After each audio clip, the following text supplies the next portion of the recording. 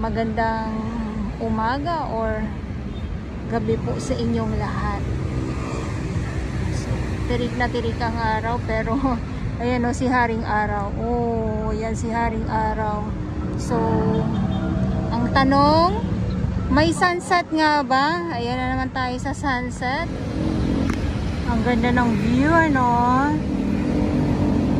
Kasi nga ang panahon ay pasumpong-sumpong lang, biglang kukulimlim, biglang iinit. Ayan, maaliwalas na hapon dito ngayon sa Dolomite Sun.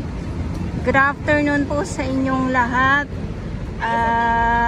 Tamang upo lang tayo, tamang lakad lang, dahil nga po ay bawal pa pong maligo.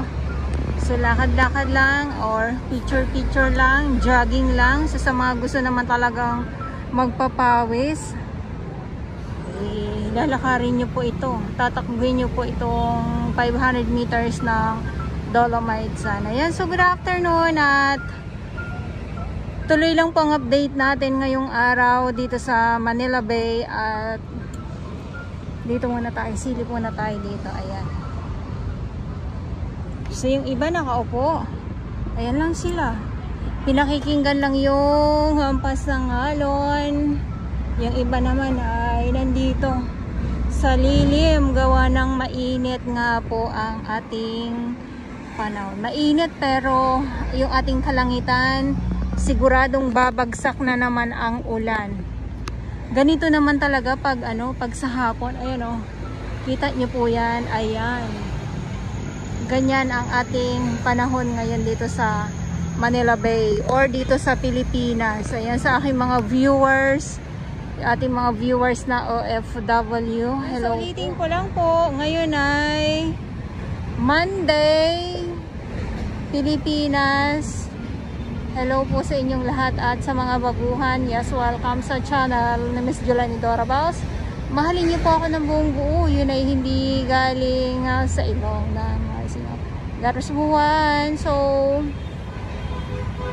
yung mga ibon ay nagkakagulo na naman sila, ha. Dahil nga po dito sa mga lamang dagat na naman po na talaga naman ay nakikita natin dito lang sa tabi. Pero pag yung ganito na mainit, tapos biglang ulan, ayan na po, magkakagulo na po ang mga isda niyan. Magtatakbuhan.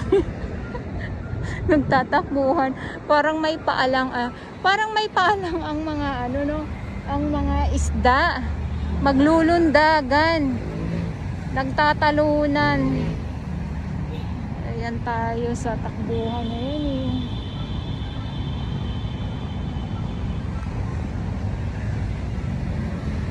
Ayan, so dito ang ating entrance. At yung ating, syempre yung ating bantay, yung ating mga security guard, at yung ating mga pulis na talaga naman na nandito sila araw-araw. At syempre yung ating mga warriors. Bakit ko po yan inuulit araw-araw? Kasi sila yung nandito talaga naman. Sila yung nandito araw-araw po. At yung ating mga volunteers na din po. So hindi lang dito ang may bantay, hindi lang dito sa Dolomite Sun, kundi doon po sa may Remedios, sa may Yacht Club, mayroon din pong nagbabantay doon. Baka kasi isipin ng iba, itong parte lang ang mayroong itong may Dolomite Sun lang po ang mayroong bantay. Hindi po, ha. Eto na naman tayo, ayan o, madilim na.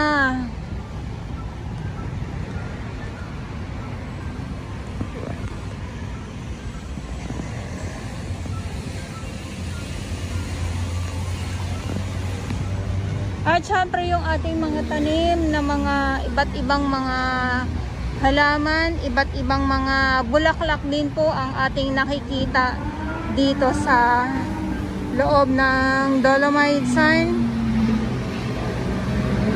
Pag ito mga namumulaklak sila, talaga namang kitang-kita natin. So doon sa kabila, ganun din, may mga gumamela din dito tayong nakukuhanan. Ayan, sa aking mga viewers, may mga gumamela din po dito. Baka hindi nyo po yan alam.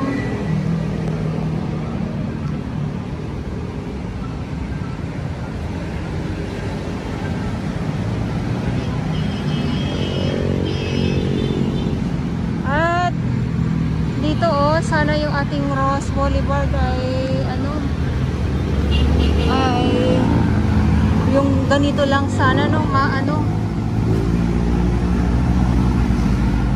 mapuno.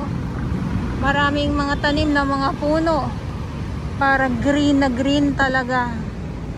Yan na, so mahangin na.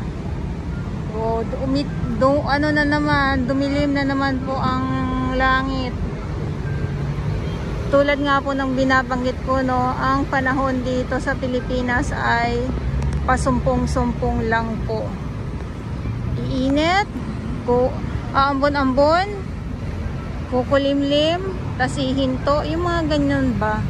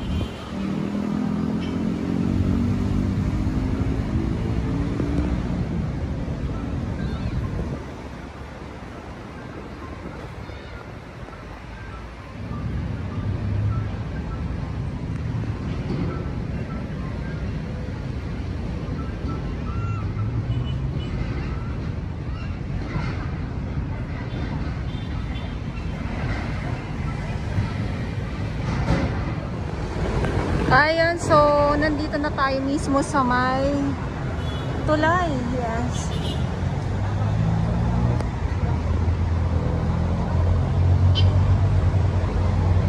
At galing tayo dyan.